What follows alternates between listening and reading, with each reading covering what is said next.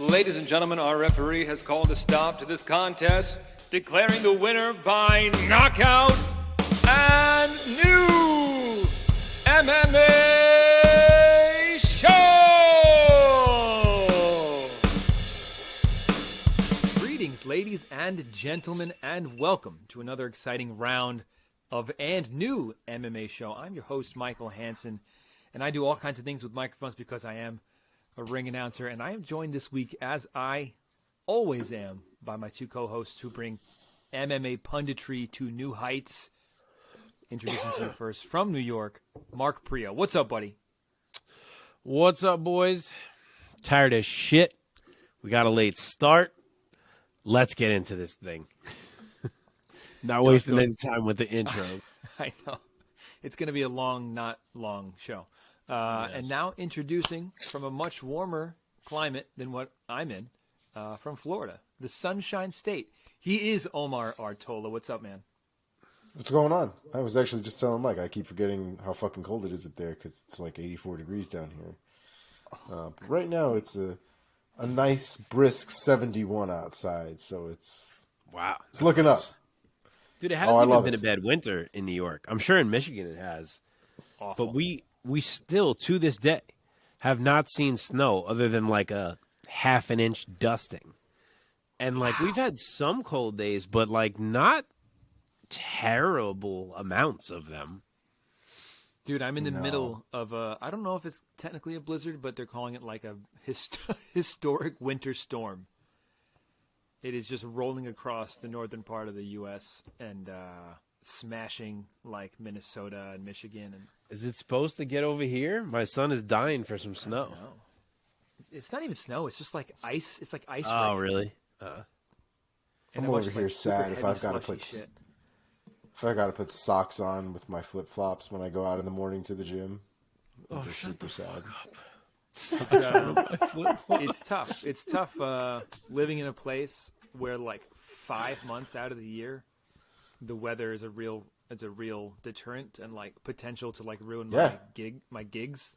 So I have a Warriors Cup event this Friday announcing some WBC belts in Muay Thai and the first ever Road to One in the U.S. And I might miss this gig because my flight is tomorrow. And so I'm like, fuck. Shit, dude. Where's it at? New York? It's in Queens. Queens, right? Damn. Yep. Yeah, one of the kids from the gym is fighting that night. All right, I'll go do it. If you get held up, let them know and I'll step in. The guy who subs for me with them and who's going to sub for me next month because my kid is going to be born, Mike Falvo. I messaged him to like be like, "Are you available to cover if my flight gets canceled?" He said, "No, he's not." Oh my god! So who knows what they're going to do? Who knows? Yikes. They might get another guy named Larry Legend, who's pretty good. How long right, are they going to give you, like to the last minute, or do as you of have right now, a my flight's cutoff not time? canceled. As of right now, Did he wear number 33 and play for the Boston Celtics? No, different. Larry Legend is a ring announcer, and I think he's based in D.C. and he does a lot of like wrestling and like the wrestling scene. Huh. That was a deep sports cut there, Mark. Thank you. All right, Well, boys, we do have some MMA to talk about this week. We're going to start off, as we always do, with our first segment on the marquee, talking about the fights from this past weekend's UFC Fight Night, Andrade versus Blanchfield. We're going to touch on at least all of those fights. We're going to find out who rose and fell in Mark's very own rankings system, the Priaulx Rankings, which is soon to be the #1 MMA rankings site on the interwebs. We're going to find out what's new in the world of MMA outside of the cage with the segment Inside the MMA Sphere with Omar Artola. Then we're going to look ahead to this coming weekend's mixed martial arts action across the globe, starting with one championship out in Thailand. We have some Bellator action in Dublin, Ireland, and a UFC Fight Night going down in Nevada. So, and then we're going to end with a little bit of trivia. Just in case people are tired of hearing me talk, I'm going to talk a little bit more. Before we get to any fight talk, gentlemen, let us first thank our audience. If you're listening to this right now and watching us on YouTube, Thank you so much. Do us a big favor. Hit the thumbs up. Give us a like. Drop us a comment below. That is our favorite way of engaging with our audience. If you like any of our takes, let us know. And if you disagree with any of our takes, let us know. Drop a thoughtful disagreement down below. We love the engagement. If you want audio only, we got you there. You can find us wherever you get your podcasts.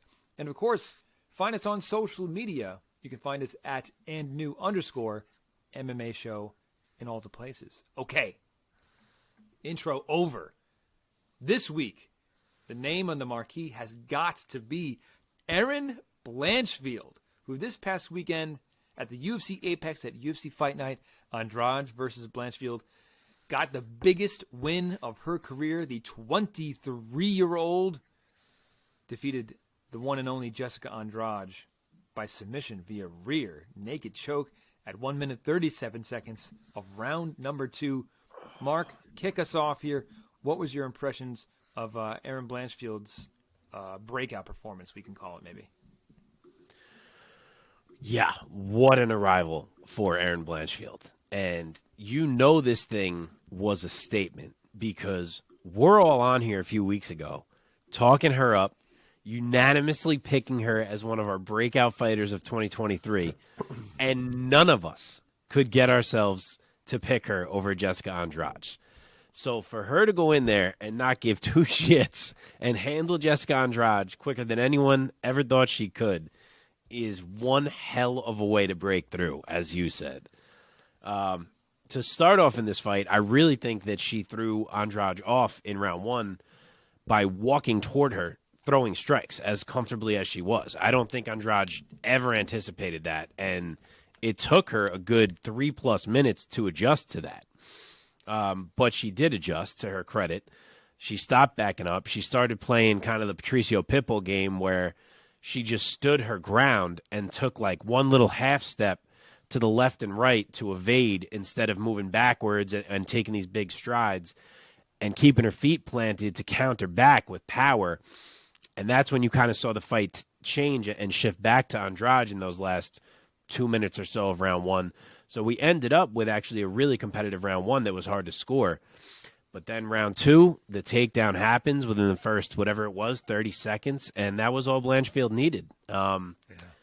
We have heard since from Andrade, I don't know if you guys have seen this, that apparently when Blanchfield moved in for the takedown, it was kind of a clinch takedown, upper body, that apparently her upper body lifted Jessica Andrade's shirt up over her chest, and that Andrade was so focused on trying to get her shirt back down that she didn't defend the takedown well.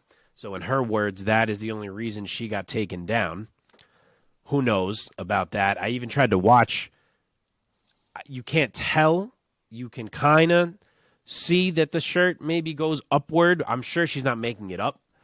But either way, she then is on the ground. The shirt is back down, and she is under Blanchfield and decides to try to get up and immediately lets Blanchfield take her back, which was a beautiful back take in about 2 seconds, and then sinks in the choke in about 2 seconds. So as much as maybe Andrade wouldn't have ended up down there, she still did a terrible job when she was down there, and Blanchfield did a beautiful job of immediately taking that back and sinking in the choke. So credit to Blanchfield on what was an enormous, enormous win to catapult herself right to the front of the line now, frankly, in the flyweight division. Omar, did you see any Andrade nips? I also have to watch it again. I mean, you would think that. I mean, were her hands in there, like adjusting? So it looks like all you can notice is that, like, the very bottom of the shirt, you can kind of see that it gets pushed, but then you can't actually see what happens. And then you see, like, one of Andrade's hands go in, and then she's immediately taken down.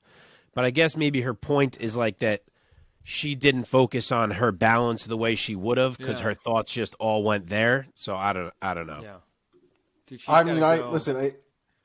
I give her sympathy then for the takedown, but what about the rest of it? Because you just let the rest of it go. And I said this during the night of the fight. I was like you did. You didn't attack anything. You didn't defend the hands. You didn't. You literally just stood there. Did nothing. She did nothing to defend anything of what happened at the end of at the end sequence of that fight. I didn't understand it. I really didn't understand it. I thought something might have been wrong with her. I don't know. But it just seemed to be that Erin Blanchfield took an opportunity where she saw it. Good for her. I think that was a great performance, especially from round one. The striking was on point. Like Mark said, Andrade eventually adapted to it, but Blanchfield did work in that first round. And second round, she took advantage of the opportunities that were presented to her. And I say this after realizing we all took Andrade last week, but I can't say from that performance that I think she's going to beat Valentina. The one thing I find very interesting, though, is that we have reached a point where this is now the girl that has watched Valentina growing up. This is the girl that has probably studied Valentina more subconsciously, if not purposefully, later on in her life. Like, this is where things start to get dangerous, I think, for the champions that have been around for a long time, and they've got tape after tape after tape. And this girl's probably spent years watching Valentina now at this point. So it does make it very interesting because the girl's got the skills, I think. I don't know. I don't know if she can actually pull it off with Valentina. It's going to be very fun and very interesting, though. Yeah, man, now I can't stop thinking about that excuse. I mean, it's kind of the benefit of the doubt for me of like, maybe it was, it flustered Andrade enough to the point where it kind of just took her out of it.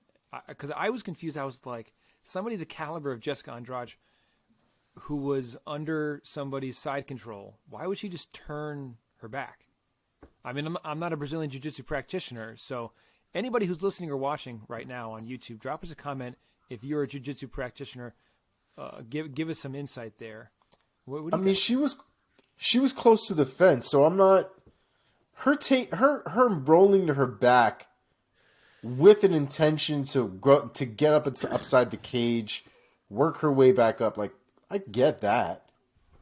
Once Blanchfield has her hands around her neck, why are your hands not around her hands? Why are you not fighting hands at this point? Like, Andrade at one point did nothing. Just kind of stood there, waited to get choked out. It was weird. It was a weird end to the fight for me. I mean, I do think the choke was very tight very quickly. Like, it looked like Andrade was a millisecond away from going out. She almost looked like she did right when the choke got released, and then she, like, opened her eyes. So I think it got real tight real quick. Her getting up the way she did, I didn't really understand. It just, as soon as she turned that way, I was like, oh, fuck. But I think the key was that Blanchfield, as Andrade turned, got that right leg hook in as Andrade was turning. And I think maybe Andrade thought she was already clear from that leg, so she thought she was going to be able to stand. And then by the time she realized that leg was hooked on her, it was too late. I don't know. It was a weird one. It definitely felt like it was easier than expected once they hit the ground. In the moment, it felt almost like arrogance in Andrade's part. In the moment, it just seemed like Andrade didn't take Blanchfield seriously or her ground game. There's no way this girl is going to be able to do X, Y, or Z to me on the ground. And she may not have. Maybe that could be it. That's the way it felt. You know what I mean? It seems crazy to take that kind of risk at that level, but it seemed like hubris to me, like just too much pride, too much self-confidence. I mean, it could have the shirt thing could have played into it. It could have been in her head, like it could have, fuck this. I never would have been here if that didn't just happen. I'm getting up, and just think like, now that I'm back focused, I'm standing up, and then before you know it, you're like, ah, fuck, that was stupid. Like, we haven't heard about too many. We haven't heard about too many wardrobe malfunctions in these later years of the UFC. No. Now, when they first started making women's clothes, it was kind of a problem. Ronda had issues left and right when she first started in the UFC. So. Yeah. To be honest with you guys, Mark, you saying that, or did Omar? You brought it up, the shirt thing. What? Me, yeah. He did. Jars my memory. when I watched the fight, there was a few times throughout the evening, I think during like her introduction, Andrade's introduction, I recalled her like adjusting her bra a few times. And Oh, really? Jeez. I just kind of Maybe she just had a bad fitting top. Maybe it was too tight. Yeah. Interesting. I'm surprised, honestly. I'm surprised more girls don't just go for the Michelle Waterson look with like the full T-shirt and just like not even worry about it, that kind of thing. Yeah. Because when you're just like in a bra, like if you're that worried, if it's going to take you out of it, if something happens to just like a sports bra, basically. Yeah, she even had a comment. She said something like, I shouldn't have been as concerned with it as I was because it's not like people haven't already seen this before, which I guess means she was showing it on her OnlyFans. So, like, she even said that. Really? Yeah. Interesting. I mean, I wouldn't care, personally. It's like, who gives a shit? It's just a nipple. Who gives a shit? Yeah. I don't know. Shows your tits. Shows your tits. But I don't want to take away from Blanchfield. She was awesome. I mean, yeah, man. We can get into this with the next, but Shevchenko is a much different challenge because the size advantage that she had over Andrade is not going to be a thing. I think Shevchenko is an inch taller than Blanchfield. Blanchfield, I think, has a 1-inch reach. I was looking at this that night. That's what I think it was, 1-inch height Shevchenko, 1-inch reach Blanchfield. But basically, they're the same size. So that part of it is going to be out the window. Nuts, man. What a big win. The record books Huge win. are not going to remember whether or not there was a wardrobe malfunction or not. This is a huge win for Erin Blanchfield. Congrats to her. Real quick, let's stay with Jessica Andrade for a second. Mark, give me a name. Who would you want to see Andrade fight next? So she has said that she would like to return to strawweight and kind of remain there, which I don't hate at all. And if she's doing that, I think there is one clear fight for her that should happen. I've mentioned this fight before. It's a perfect fight. Her and Carlo Esparza. It feels like a fight that should have happened by now. It never has. Esparza's coming off a loss as well. I'm booking that, and one of them is right back in the mix at strawweight.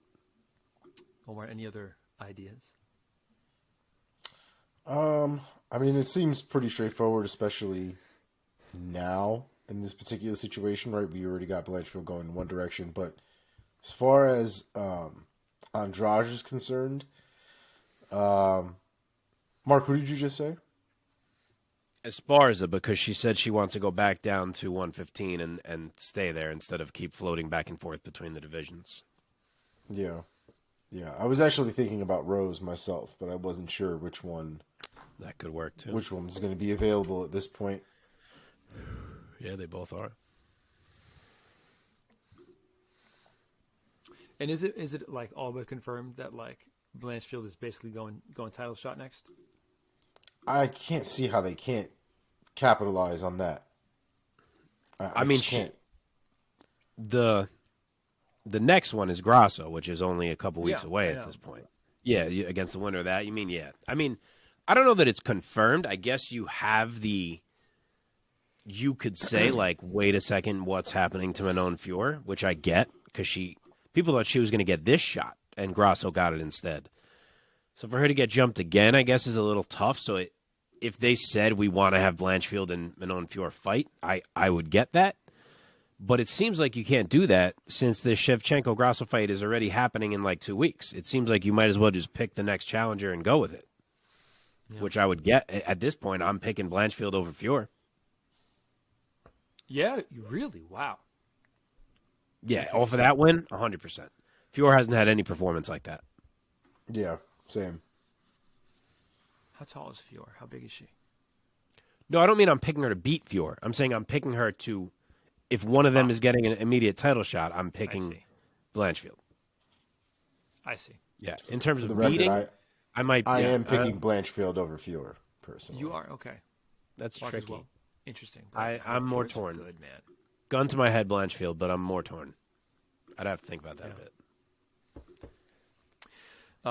Anything else you guys want to say about Erin Blanchfield and this huge win on her career? Okay, let's move on. Sorry, I do want to say something else. I hate that they found the one matchup for Erin Blanchfield where I wasn't ready to pick her.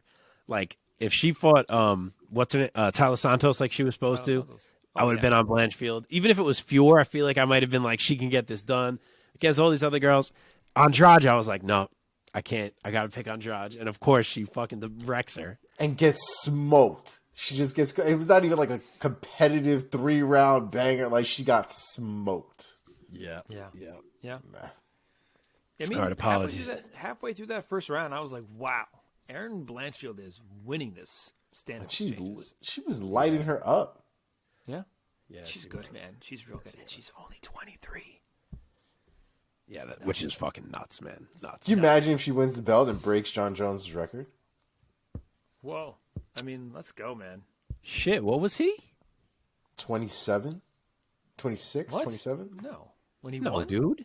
He was When he won the 20. belt? 24. Wasn't he like 21, 22? No, he No, wasn't he was that 23. He was 23 for sure. young. Okay, something plus 2. Hang on. He was 23. Yes. Yeah. She ain't I breaking was that shit. 23.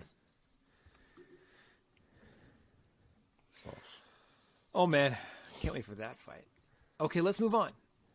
Opening the main card of this past weekend's UFC Fight Night in the lightweight division, Alexander Hernandez defeated Jim Miller by unanimous decision, 30-27, 30-27, and a 29-28.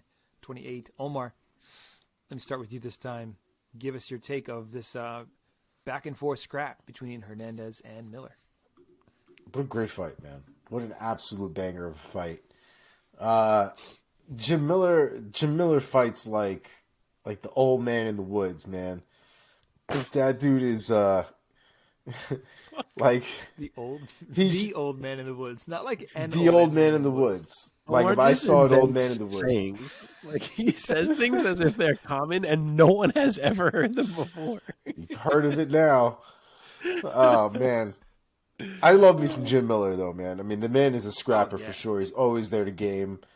But I got to give credit to Alex Hernandez, man. Alex Hernandez went in there. He fought a smart fight. He took a lot of shit in that fight. I mean, he even looked like he had a whole red mark on the side of his head, right behind his ear, where he got head kicked at least 1 or 2 good times. It was a scrap. It was a great scrap. I do think Alex Hernandez won that fight. First and second round, I thought were 1-1 going into the third round. And that third round was rough. That third round was definitely a back and forth fight. Made it very difficult, I think, in the end. But I think the damage was definitely on Hernandez's side. I don't think Miller outworked him necessarily. But he made Hernandez work for that win. It was a great performance from both of these guys. Mark, what was your take of Hernandez notching this big win on his career? Yeah, this thing was a scrap all the way through. Every round was competitive. I wanted to go on MMA decisions and see how people scored it because I felt like they were all – I could see some of them get scored other ways. But MMA decisions is down right now, which blows. But I did have it for Hernandez as well. I think it may have worked out well for Hernandez because for once he had a guy who came out hot in round 1. So usually Alex like kind of works in round 1 and he looks good, and then his opponent comes out hot in round 2 and he's already fading. Here he got to deal with someone coming out hot when he was still fresh, so that kind of worked out for him. Then he got to settle in after that. But seriously, I still do think there was a moment where it seemed like the typical Alexander Hernandez story was going to play out because he loses round 1. But then round 2, he comes out, he's looking great, and it's like, oh, Hernandez is taking this fight over. And then Jim Miller bit down, I don't remember exactly, maybe 2 minutes left in that round, and just turns it up big time and starts putting it on him, and he's landing clean. Announcers are yelling, and I'm like, oh, man, it's happening again. Here we go. Like, it's pressure. We're over 5 minutes into the fight. Hernandez is going to break. And after about a minute of it, like absorbing it, he kind of just digs deep himself, and he picks it up again. And he even takes the round back by the end of it. So I thought Hernandez won round 2. And then once I saw that, I was like, wow, all right, like, good for him. He's going to win this fight. And he did. He took round 3. He had to work for it. As Omar said, it was a tough fight. I know this is not a technical breakdown of this fight in any way, but I feel like the story of Hernandez's career hasn't had anything to really do with his skills. It's been more about having to overcome a guy pushing him when he's past like a round and a half of fighting. And he did it here against a dog of a veteran in Jim Miller. And I could honestly see this being like a very big stepping stone in the career of Hernandez from this point forward. Kind of like getting a monkey off his back. Yes. Hopefully, man. Hopefully Hernandez really just capitalizes on that momentum and keeps moving forward, because we've seen him stumble on his way up. Yeah, man, and you're absolutely right. There have been quite a few performances where his losses, where like he looked so good at first, and then I'm like, God damn, will the opponent just like let him be impressive for once? Yeah, they keep like fucking coming back on it. Anyway, let's stick with the winner here, Alexander Hernandez. What's next for him, Omar? Why don't you give us a name in the lightweight division? If you were the matchmaker of the UFC, who would you want to match him up with next? So just quick, he did say this was a one-off and that he has every intention of continuing with his switch to featherweight. Oh, that's right. That's right. Alex Hernandez is going down to 145? So that's where he fought his last fight. He made the switch and cut and fought Billy Q. That's right. And then he took this on short notice since he was smaller and he could easily make the 155. But he said he still plans on being a featherweight. He would be. I mean, he can make waves at 145. Yeah, I'm surprised because I saw an interview where he was basically saying like his earmuffs, or if any kids are listening, basically saying his dick didn't work. That's how rough the cut was for like a couple months, whatever that fucking means. He like said it very passingly, and I was like, what? So I thought that meant he was not doing that again. And then in the octagon, he was like, yeah, no, I definitely going to stick at featherweight. Like I made the weight well, whatever. And I was like, wait a second, what? So I don't know. Sounds like a organ failure. Yeah. When I tell you I watch these guys, it's the one thing about this whole process that makes me really not want to fight, like take a fight at all, period. Weight cutting? Is the weight cutting. 100%. Yeah. I watch these guys cut weight, and it looks like the worst fucking process ever. It's like the fight before the fight. Bro, no, it is the fight. What do you weigh right now? What do you walk around at? 175, 170, 175, something in there. You'd be like a featherweight. You'd be. I'd have to be. I'd have to cut all the way down to like 147, something like that. You'd cut 30 pounds for Muay Thai. But this lightweight, he would be so small compared to dudes cutting to lightweight. Dudes at lightweight are big dudes. Yeah, man. Dude, I train. Like one of the guys that.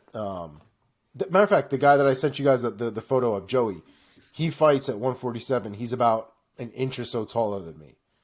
Yeah, like crazy. that's where I'd have to fight. And Joey looked like he was about skin and bones when the man went to go weigh in, but he felt good. So he felt good. It's nuts. It looks awful. By the way, props to us. Through 2 fights, we've managed to make one about breasts and one about a dick. I didn't make it about breasts. I will say wardrobe choice. I did rewatch this real quick because I was interested, and that shirt rode up. I didn't even notice it during the moment, but it definitely rode up. Yeah. I don't think she's got much to fall out, so I don't think anything really kind of happened in that regard. But I could definitely see why she would have been concerned in that particular moment, and I don't know how long. Maybe she had to worry about it coming back up or back down or whatever. So maybe it played a bigger role than we realized. Yeah, man. So anyway, Alexander Hernandez. Oh wait, I got a name at featherweight. I don't know where Gavin Tucker has been, so maybe he is still out longer. I don't know what kind of injury he's been dealing with, but he's a dude who was looking good. He has a win over Billy Q, who just beat Alexander Hernandez. Then he kind of got his shot and got turned back by Dan Ige. If he is returning anytime soon, I think that's someone who, A, makes sense against Hernandez, kind of see where they both shake out in this division right now, and B, I just think stylistically those dudes are both fun strikers, and I would love to see them clash in there.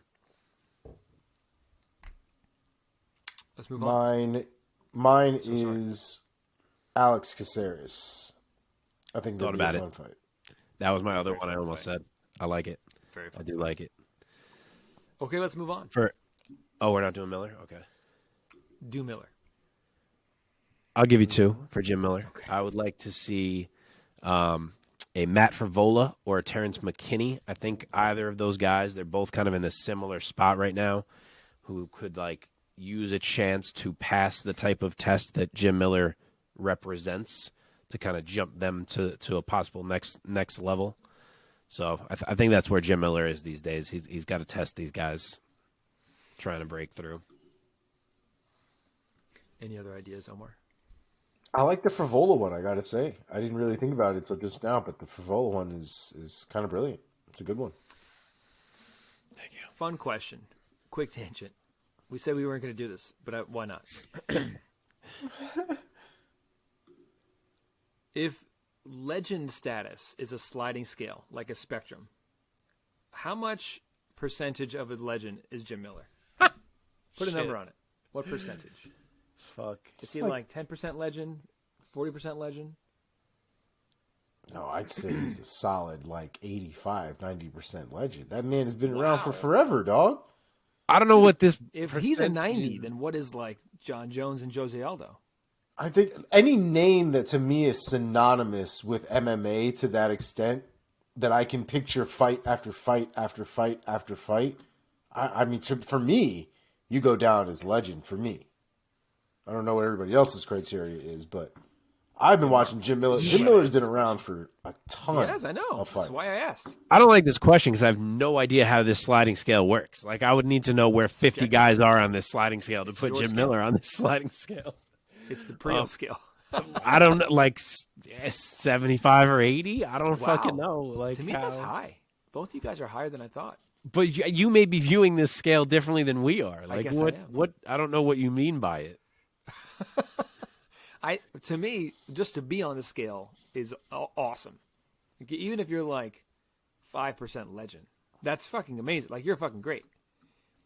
Then we probably That aren't sounds- looking at this the that's- same way. Honestly, that sounds fucked up. 5% legend sounds rude. I can't Yeah. do that. What are you talking about? So then my number is, our scale, we're not viewing your scale correctly. Okay. So, like, where is, like, fucking Give me like a fighter who's Overeem on the legend scale? oh God, I don't know. Like, to me, that he's 100. But, like, on yours, it sounds like He's way up there. He's way up there. He's Alistair Overeem.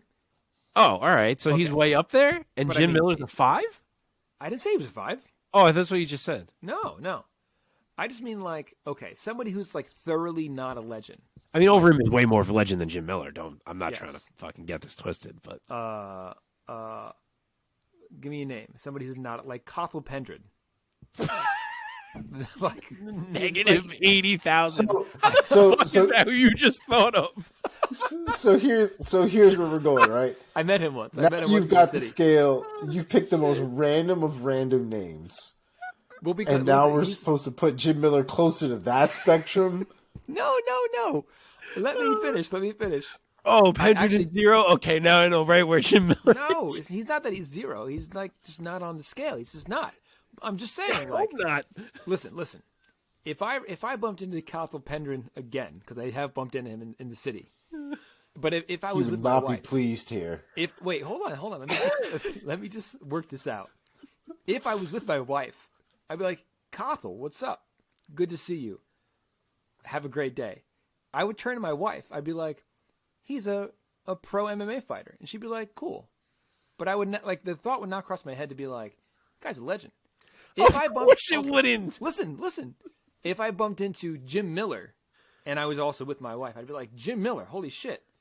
Great to meet you, man. Have a great fucking day. I would turn to my wife and be like, that guy's kind of a legend in MMA. Like, he Agree. has, like, yes. That is correct. Oh, but I'm asking, like, he's not like a Anderson Silva legend. No. Like, there are, like, the legends of the sport. But I need to figure out what your 0 is. That's my issue. Oh, really? I also Who need is to know you- what your What is a 0 on your scale of Maybe legend? not a 0. Who's like a 1% legend? Yes, who? Give me. I don't know. That's what I'm saying. I can't put Jim Miller on it until I know how your scale works. I don't think in increments of 1. I'm in increments of like 10%. Okay, jumps. who's a 10% legend on your scale? Like what is Ally Aquinta on your scale? Oh, that's a good question. You think he's a legend? No, but I'm trying to find out how your scale works. I mean, the guy, I don't know. Oh, this is a rough conversation. We need to fucking shelve this. We could do a whole episode with this, man. Who else is going to be who else are we going to be taking a dump on today? Oh, jeez. Who's next? It's not a dump to say you're not a legend. Here we go. It's This not is Here like, we go. I know. Now I'm tangenting this. I'm going to make this real short. But this is like the fucking Hall of Fame debates these days. When I was a kid, to make a sports Hall of Fame meant that you were like the 1% of the 1%. Now dudes retire who freaking like once hit a home run one day, and people are like, how was he not in the Hall of Fame? It's like, bro, do you know what Hall of Fame is? Like, I hate this shit today. They want everyone to be considered a legend. I can't deal with it. So maybe our zero could be Gian Vellante. We could start there. No, he's not near the scale. That's what I'm saying. Like, if you have any points on the legend scale, you're fucking really good. Okay, so is Ally Quinta a 1 on the legend scale?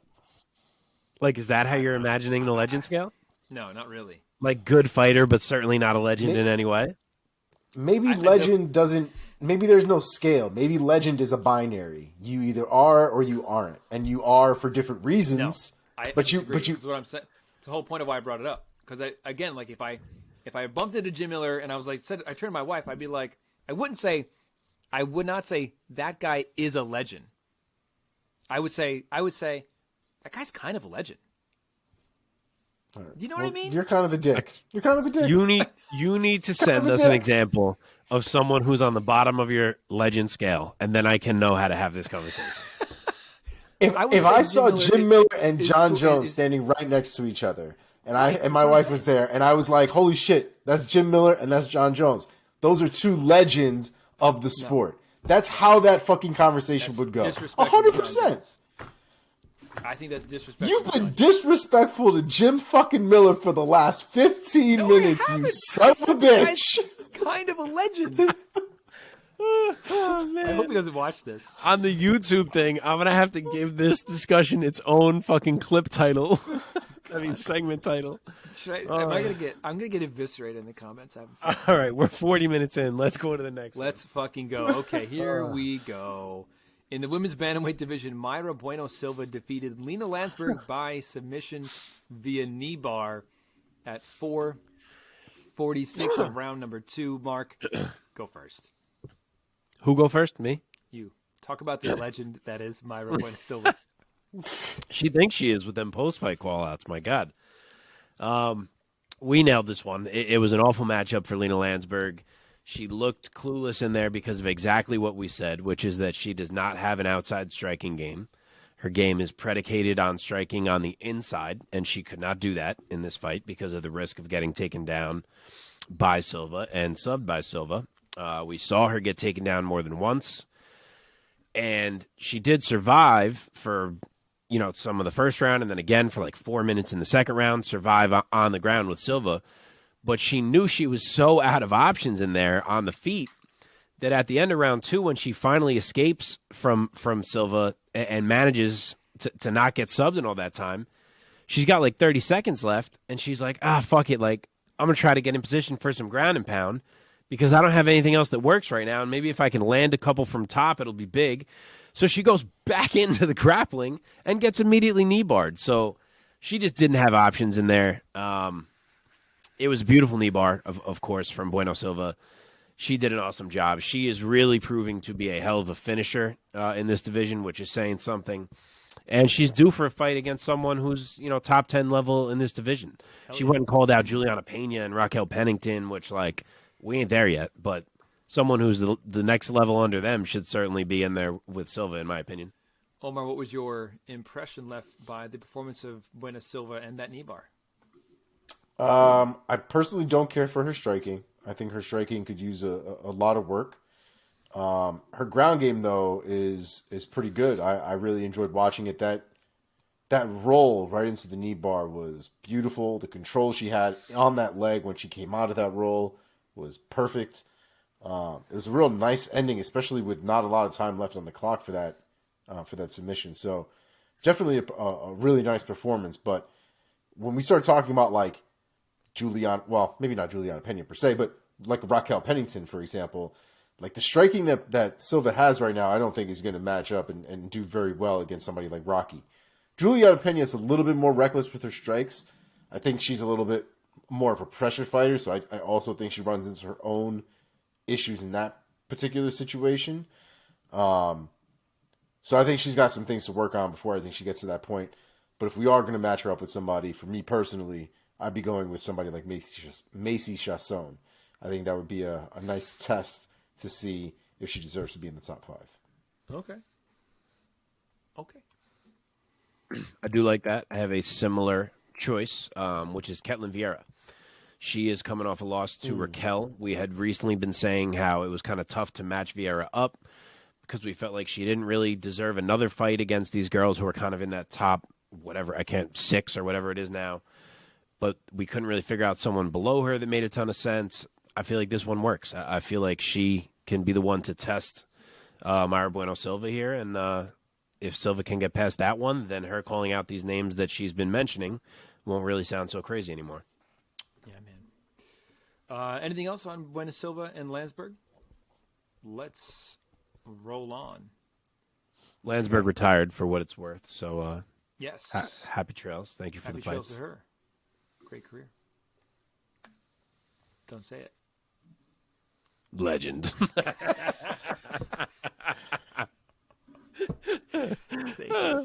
Okay, here we go. One more before we hop into the lightning round. Philipe Lin's first round knockout over Ovince St. Preux. The official time, 49 seconds of round number 1. Mark, why don't you take this one first? What was your impression of how this fight played out under a minute? Oh, boy. Those ones hurt when you're like 50-50 torn on a fight and you kind of flip a coin and land one way, and then it goes really badly the other way. OSP got fucking smoked. That is what you call a buzzsaw. That was easily the best Philipe Lins that we've seen in the UFC. Reminiscent of the dude who fought in the PFL, who kind of ended up popping for some things, and it was easy to say maybe that was why. But he looked really freaking good here, so we will see. He landed clean right away. Stumbled OSP. He did a fantastic job of never letting him recover.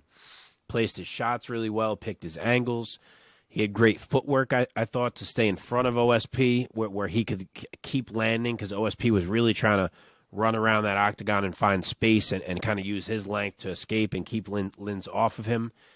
And he couldn't. Philipe Lins just did a really nice job of not getting overzealous and making sure to get a finish. So that was a big one for him and definitely his biggest win in the UFC so far. Omar, what was your take of how this fight played out? Again, under a minute.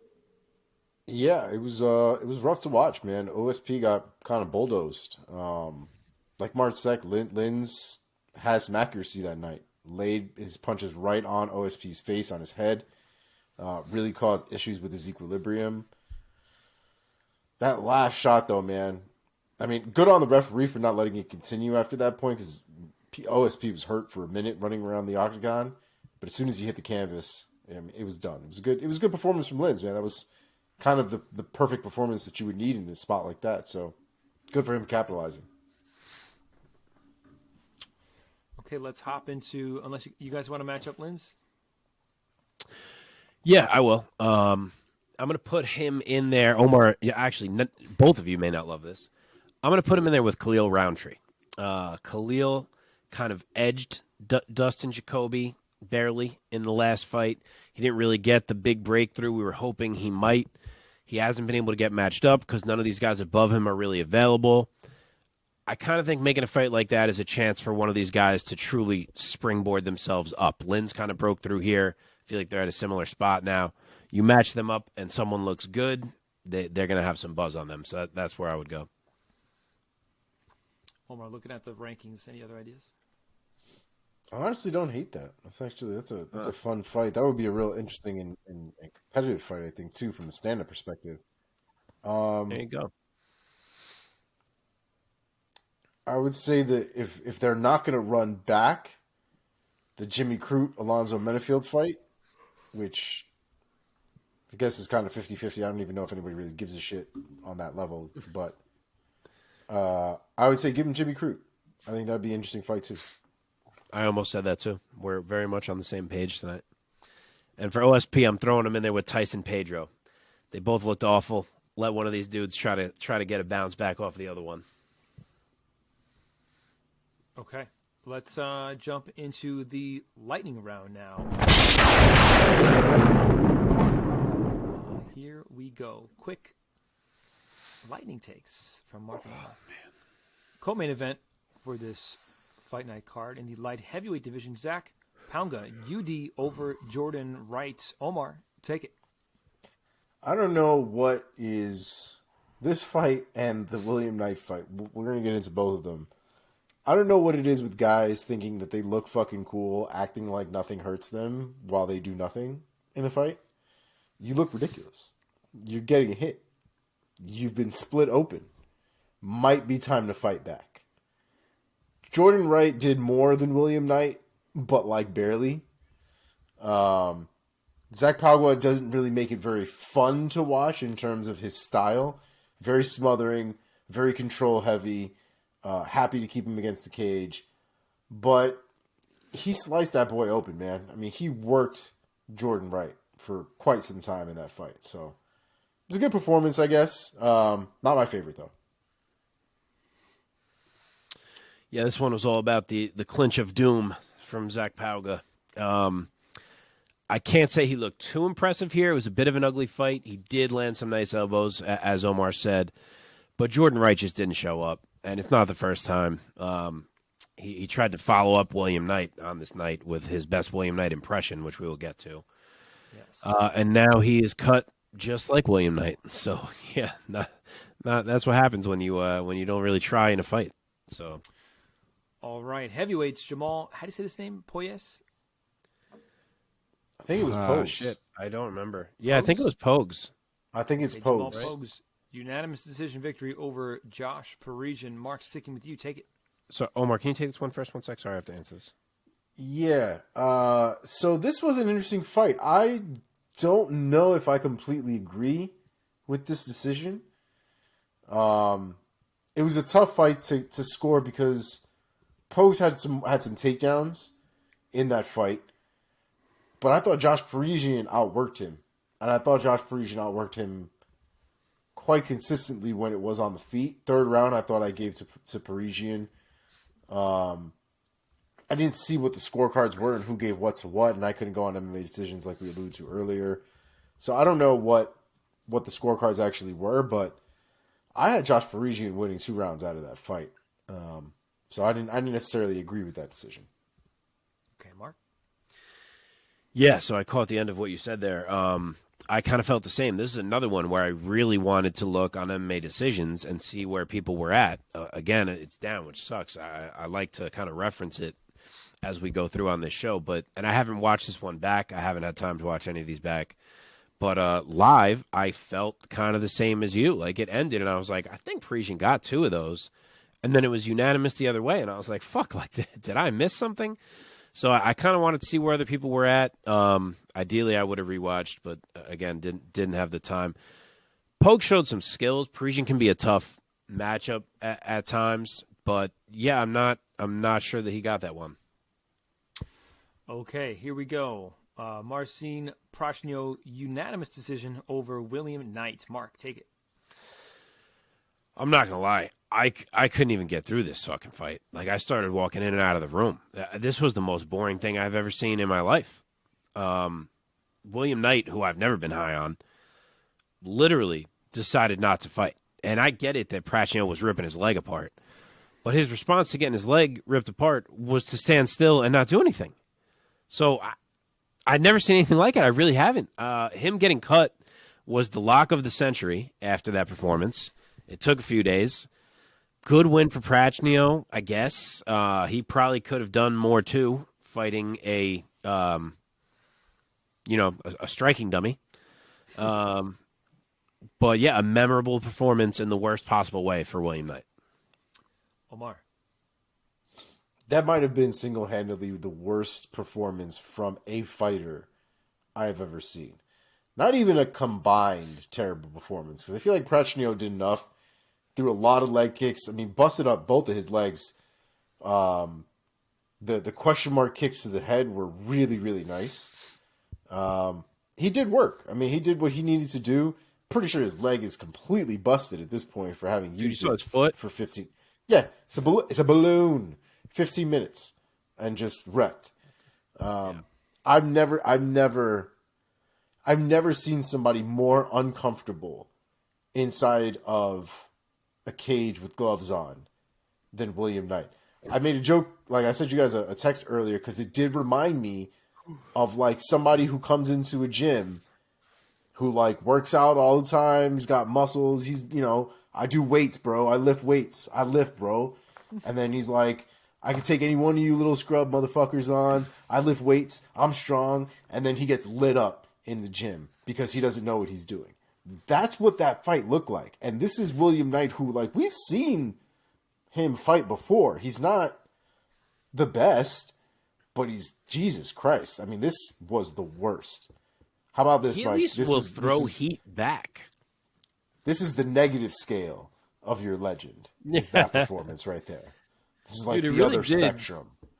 It really did look like what you're saying. Like, even the way he would like pose against the cage and back up, he looked like those guys look in those kind of videos where they're like, Yeah. all right, my bad, enough, all right, call it. Yeah. Like, that's how he looked. Dude, and for me personally, it gets uncomfortable watching it because you're not defending yourself properly. Like, you're doing everything that you're trained. Once you start learning how to defend yourself properly, you have to fight your natural instinct to defend improperly. And everything that man was doing went against everything that you trained to do. So Yeah. I didn't enjoy any of it. It was a terrible, beyond terrible performance. I wonder what's next for him if he's going to fight again. Not like that. If his coaches allow him to fight like that, they should all be fired. All of them. As strong as he is, and with the power that he carries, I'm sure he could beat a lot of dudes in regional Oh, promotions. yeah. But Just looking at his record, it's a whole. He's got a lot of bodies on his record. yeah, it's just when you get to the top level and guys have multifaceted skills, and you're going to stand there and try to land one big one. That's the level that exposes you.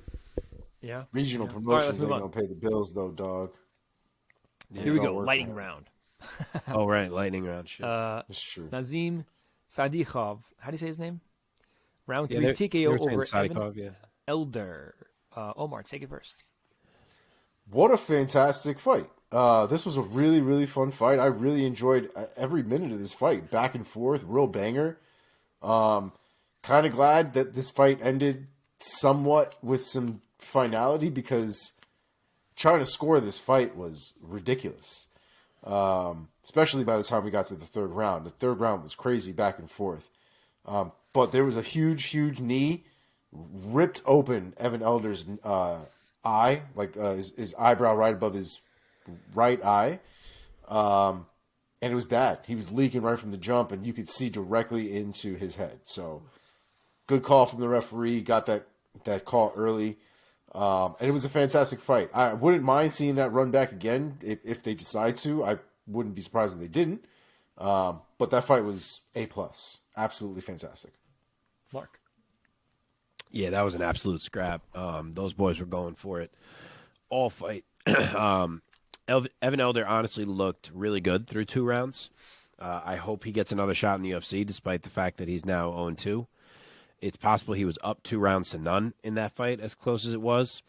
But credit to Sadikov, man. He battled nonstop. He said he overcame some octagon jitters in there, and he pushed through, and he literally tore Evan Elder's face open for a stoppage win. So yeah, that was a big way to kind of push through what was a tough fight and get a debut W. Okay, Jamal Amers, unanimous decision over Hussein Askabov. Mark, keeping it here with you, go first. So Jamal Emmers was only 1-2 in the UFC coming into this fight. He had lost to some tough guys. His losses were to Giga Chikadze and Pat Sabatini. And I had seen people alluding to the fact, like on Twitter and elsewhere, that Jamal Emmers is much better than his record had indicated. And I don't know how good Askabov is yet either, but for him to be 23-0 and get handled the way he got handled by Jamal Emmers, That at least says something. So a nice win for Emmers. He really shut down Oskabov. Was it Oskabov? I forget how they were saying it, but either way, he shut down his game. Omar. Yeah, I think it was Askabov.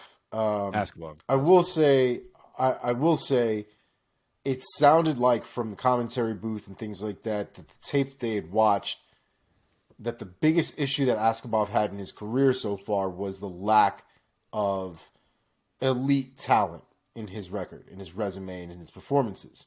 He's been able to basically bulldoze and bully everybody he's fought because of how good he is comparatively to the talent pool that he's been afforded to fight.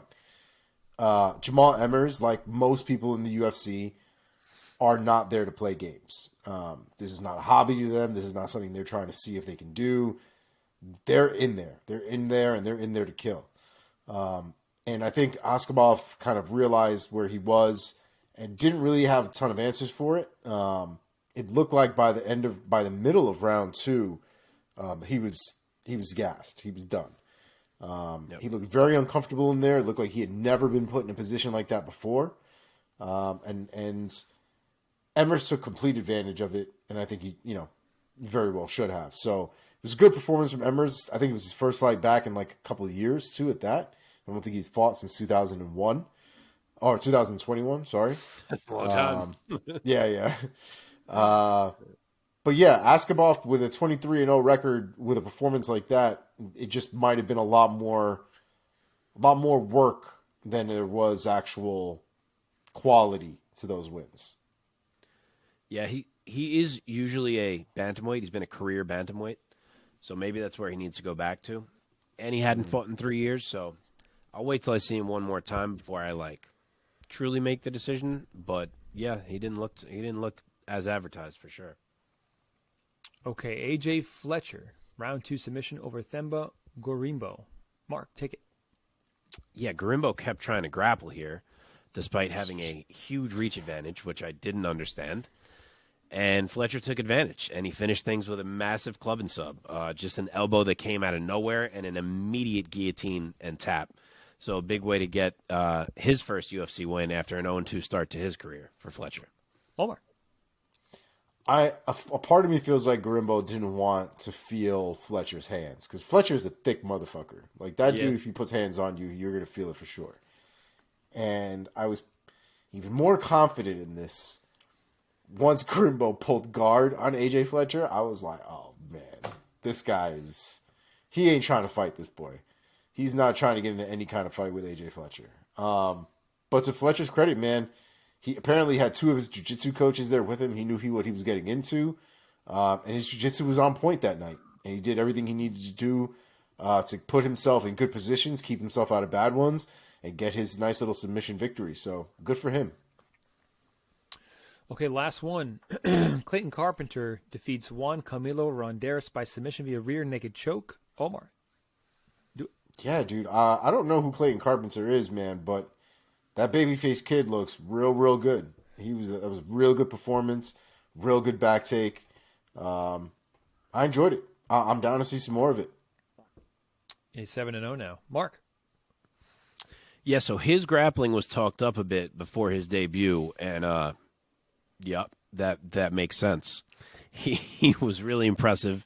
Worked off bottom, chain submissions, took the back beautifully, rear naked choke, round 1, debut finish. Can't look better. And I even liked him in the post-fight interview. He very much gave off that vibe of a guy who was like, yep, of course I won. I killed him. Who am I going to fight next? I'll kill him. Like, it was very much that calm vibe of like, I know how good I am. Yeah. All right. Well, that does it, boys. And now let's put a bow on UFC Fight Night Andrade versus Blanchfield by finding out who rose and fell in Mark's very own rankings system, the Priaulx Rankings. Mark. So it is a brief update to the Priaulx Rankings this week. Not many moves of a significant amount of spots. So no fallers to note this week and only 2 risers. The first one I will note is Philipe Lins. He had been a heavyweight, had recently come down to light heavyweight. Not a ton on the light heavyweight resume yet. He was down at number 31 in my light heavyweight rankings. My man is now number 13 in my light heavyweight rankings. So Wow. shoots up off of that win. We will see how realistic that ends up being as he fights a few more guys and the resume kind of broadens. But for right now, shoots way up. And then the other one, the obvious one, Mrs. Erin Blanchfield, or Ms., I should say, Erin Blanchfield, from number 17 in my flyweight ranking. She had already been ranked by the UFC. I hadn't done it just yet. I was waiting for a name. You know, Molly McCann was the best name she had beat, who's not even top 20. So she was 17, and she's now number 1. Number 1 at women's flyweight after dispatching of Jessica Andrade. So a huge jump. Might have been the biggest jump I have ever had to a number 1 spot, now that I'm thinking about that. Like, who else freaking jumped from unranked to number 1? Wow. Yeah. Pretty wild. Strickland is the only one that I can remember in recent memory that jumped quite a bit to a top spot, but it wasn't to number 1. Yeah, correct. Yeah. All right. So, yeah, that's it for this week. All right, boys. On to the Sphere. On to the Sphere. Omar, tell us what's been going on in the world of MMA outside of the cages. All right. So, because I am trash, I did not get a ton of stories, and I totally forgot. But we did get a couple for you. And we got some fight announcements, because I do love me some fight announcements.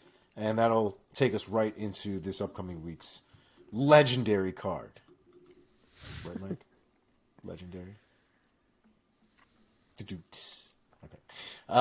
Sydney Outlaw is out of Bellator's lightweight Grand Prix after testing positive for 3 banned substances: Ostarine, Cardarine, and anastrozole. Wow. I don't know what any of them are. Ostarine I've heard of probably more than the other 2, but getting popped for 3 substances, that's not a good look. Dudes are trying to not get popped for 1. He got popped for 3. Wild. Brett Primus will now be replacing Outlaw at the Bellator 296 card in Paris. So there's sometimes things work out, man. Brent Primus was like the one guy who, when that bracket came out, it was like, shit, Brent Primus didn't get in. Like, maybe he got screwed a little bit. That sucks for him. And now the world works out. There you go. Yeah. There it is. So apparently there was a recent change in the procedures, or the I guess the limit of the picograms allowed per milliliter, and it is any test under 100 picograms per milliliter are no longer positive, and so therefore John Jones's his positive test against DC, however many years ago at this point, would have not popped and would have not been positive. And so people now are asking for justice for John Jones, and John Jones is like, haha, I don't have an asterisk next to my name anymore. And I'm like, haha, you have 2 asterisks next to your name now. So it's been an interesting 48 hours in regards to that specifically, but I do find that very interesting. And I wonder if they would ever do something like that, if they would ever go back and retroactively adjust things because of things they found out later in the future that didn't really matter, and so on and so forth. Knowing USADA, probably not, but it's a thought. Doubt it. All right. Benoit Saint-Denis is out against his fight with Joe Solecki. Carl Deaton III will now be facing him. Will now be facing Joe Solecki at UFC Vegas on 70 on February 25th. Cody Garbrandt has a new opponent in Trevin Jones. That fight has been added to March 4th at UFC 285. Ion Kunce-Laba versus Tanner Boser has been added to UFC's Kansas City card on April 15th. Sergey Pavlovich versus Curtis Blades will headline UFC's April 22nd card. Let's go. Cody Brundridge versus Rodolfo Vieira has been added to UFC's Fight Night card on April 29th. These next 4 fights are all for UFC 288 on May 6th. Aljamain Sterling versus Henry Cejudo for the bantamweight title. Charles Oliveira versus Beneil Dariush, assumingly for the number 1 contender spot. Marina Rodriguez versus Virna Jandiroba has also been added. And Paddy Pimblett versus Drew Dober is currently being targeted for May 6th. There is not an official fight announcement as of yet, but that is what is currently in the works. I can't believe that they would actually give him to Drew Dober. That's a I didn't see that wild coming. fight. I really didn't. It's a wild fight. If Paddy doesn't wrestle in that fight, if that's not his main objective, It's gotta be. we've lost all sense of hope for that kid to reach any kind of height in that. This is that point where I make this point about other fighters. Like I made it about Kevin Holland. Like if he's fighting Drew Dober, we're here now. It's not about let me try to show what I can do and put on a show. Like you better fucking go in there and try to grapple the shit out of Drew Dober. Because if you beat Drew Dober, you're in a huge spot. Like there's no reason to play around anymore at this point. And to be clear, he is not outstriking Drew Dober. There is no. Well, no. On the fucking scale of outstriking to not, she's not outstriking Drew Dober. It's not going to happen. The only path there is ground game.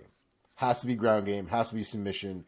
I'll give you ground and pound over a striking one-on-one fight with Drew Dober. Drew Dober is fucking strong. I mean, I agree. But striking with Drew Dober, it's a big test for Paddy. I don't think that goes well at all. Great fight though. I give Paddy credit too because I think that's a terrible matchup for him personally. But here we are. Next on the list, these next three are for UFC's May 13th event. Jairzinho Rosenstrike versus Jailton Almeida has been added. Mackenzie Dern versus Angela Hill. Huge spot for Angela Hill. A great fight. Yeah. And Jake Matthews versus Gabe Green has also been added. Edmund Shahabazian versus Anthony Hernandez has been added to May 20th event.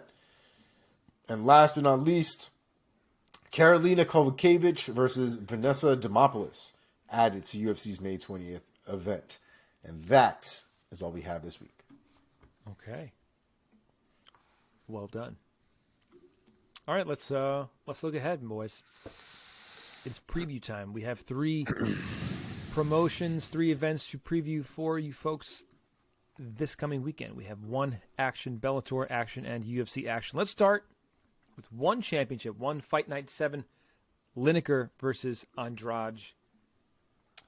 Going down in Bangkok, Thailand at the Lumpini Boxing Stadium, February 25th. Let's talk about the main event, guys. Before we do, anything of note you guys want to mention to our listeners? No, nothing for me on this one. I'll mention just a couple things real quick. They're not.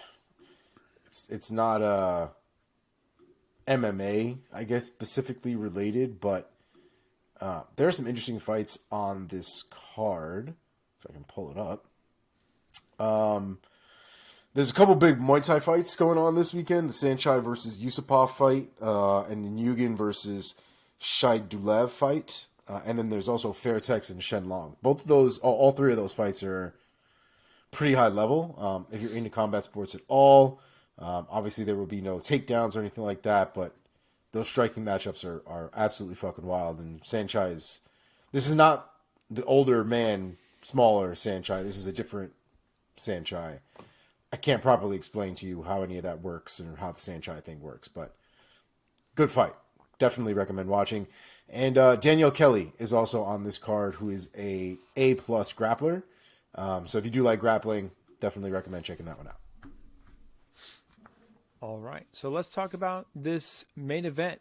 The 1 Bantamweight World Championship is a rematch for the vacant title between former champion John Lineker and the number 1 contender Fabricio Andrade. Remember that they fought at 1 on Prime Video 3 back in October of this past year. Lineker was stripped of the title after he missed on the scale. So here we go. And then the fight ended due to an accidental groin strike, which rendered Lineker unable to keep fighting. It was real bad. Yeah, it was. Shattered the cup. I know. Yep. Terrible. So John Lineker, Hands of Stone is his appropriate nickname. The 32-year-old out of Brazil. His record stands at 35-9 in one no contest. Woo! Of his 35 victories, 17 have come by way of knockout. Add 4 subs to that. Before the no contest against Andrade, he was on a 4-fight win streak under the ONE Championship banner. His opponent, rematching Fabricio Wonderboy Andrade, the 25-year-old, also out of Brazil. His record stands at 8-2 with one no contest. So on the other end of the career trajectory, the much younger fighter here, before the no contest, he was on a 6-fight win streak under the ONE. No, not under ONE. On a professional level. And he was undefeated thus far in 5 5-0 under the ONE banner. So this is going to be a big fight, big rematch for the ONE Bantamweight Championship. Mark, take us first and give us your prediction and your pick. So I'll give you the odds first. It is very interesting the way they have swung. In the first fight, Lineker was minus 225. He is now plus 225. So a very large swing based on what we saw in the first fight. Andrade was a plus 185 dog. He is now a minus 285 favorite. So here we go, ready to do it again for the ONE Bantamweight title at 145 pounds. Again, the way they do things over there without the cuts. Some things came out this week on ONE. I didn't get to finish reading it, but it was basically saying that the rehydration shit is complete bullshit and it's so easy to cheat and blah, blah, blah. So I'm going to have to finish reading that article. I'll bring you that update next week. But anyway, because we always mention that shit, like how freaking Adriano Moraes somehow is the same weight class as Demetrius Johnson. But anyway, this is a rematch of a fight that I found to be really intriguing the first time. We found out a few different things in that first fight. One is that, on the same note of what I was just saying, Fabricio Andrade is a giant. He's listed as having a 3-inch height difference from John Lineker, and it looked like it was about 7. Lineker's head was at Andrade's chin. So that was a big factor. Second thing we found out was that Andrade absolutely knew how to lean on that size. The jab was working. He was picking Lineker's eye apart.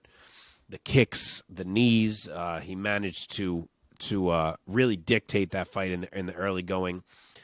And then the third thing we learned was how well John Lineker can adjust. He went to the wrestling, which we don't see from him often. He got Andrade thinking, and once that was the case, that let him start closing the distance and land some bigger shots, and that changed the fight. And we were in the middle of what had become a very competitive fight through 3 rounds. Then it was, who knows, it may have been on the verge of shifting toward being over, because Andrade did land a huge knee to the body right before the knee to the cup that ended things. So we'll never know there, but it was a terrible knee to the cup. Wasn't surprising that thing ended. I don't think this fight looks terribly different than that one. I don't really feel like Andrade found out anything about Lineker that he didn't already know. Lineker fought exactly the way John Lineker fights. I do think maybe Lineker found out some things about Andrade, who was kind of lesser known going in, a little less tape on him going in, especially at this level of opponent. I think Lineker knows now how well Andrade can use the length, how careful he'll have to be of the knees when he's stepping in, because Andrade was doing a really good job there, where he can adjust to stay a little safer. So I do think that's a factor. Like, Andrade came in with a great game plan to beat the champ the first time, but can you do it again when you're in there with a veteran opponent who's seen so many different styles, and now he's gotten to see you for 15 minutes? I think that's an interesting angle to it. I picked Lineker the first time. I do understand why he's the underdog this time. Andrade looks super dangerous, and he definitely hurt Lineker more than Lineker hurt him in the first fight. I would have made Lineker the underdog as well, but I'm going to roll the dice and say that after having seen what Andrade has to offer, that Lineker can make the necessary adjustments and land something big. Keep himself take a little less damage than he did the first time, and eventually land something big. So it's possible that the size difference is just too much, because it is enormous. But I'm going to say Lineker round 3 TKO. Omar, your turn. Give us your prediction and your pick of Lineker and Andrade. 2. I do think the size difference is going to be too much. I think Andrade is good enough that he won't get outworked and he won't get overwhelmed as far as the cardio is concerned and the pace is concerned. Which, if none of those things happen, I think Lineker has a hard time trying to find any spot for his punches to land. I don't think that he'll be, if he does headhunt, I think he's going to be whiffing at air for quite some time. His best chance is probably to start going to the body, especially with as low as he is to him. But we'll see if that happens. I do think Andrade has more paths to victory there. So I'm going to go with Andrade here, and I'm going to go with Andrade by decision.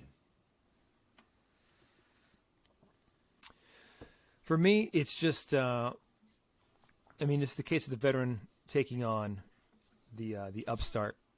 Of course, they fought once before, but for me, it is the overall body of work of the veteran John Lineker, and his overall style of fighting is one that's very tough for people to just figure out. For the weight class, he packs a ton of power. He swings with bad intentions, and I agree with Mark. I think ultimately he's going to get Andrade out of there with the hands. I'm going to say round 2 TKO for John Lineker. Okay. Let's turn our attention now over to Bellator. Bellator 291. Amosov versus Storley 2. Going down at the 3 Arena in Dublin, Ireland on February 25th. Here we go. Before we're going to look at 3 fights, I believe, for this event. 3 or just 2? No, 3 fights. For Bellator, we're going to look at 2 fights. 2 fights, my bad. Any other fights or fighters you guys want to spotlight? I got a couple. Are there 19?